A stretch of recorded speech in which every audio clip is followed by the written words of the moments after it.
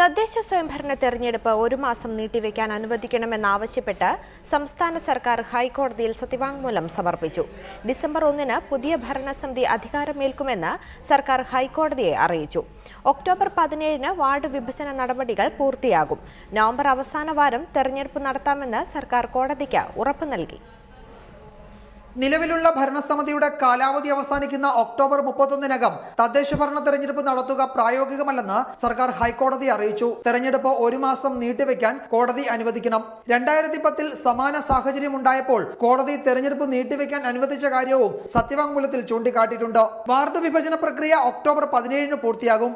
October 20-ഓടെ തെരഞ്ഞെടുപ്പ് വിജ്ഞാപനം പുറപ്പെടുവിക്കാൻ കഴിയും. നവംബർ അവസാന വാരം വോട്ടെടുപ്പും വോട്ടെണ്ണലും നടത്താമെന്നും സർക്കാർ ഹൈക്കോടതി അറിയിച്ചു. ഡിസംബർ 1-ന് പുതിയ ഭരണസമിതി അധികാരമേൽക്കും.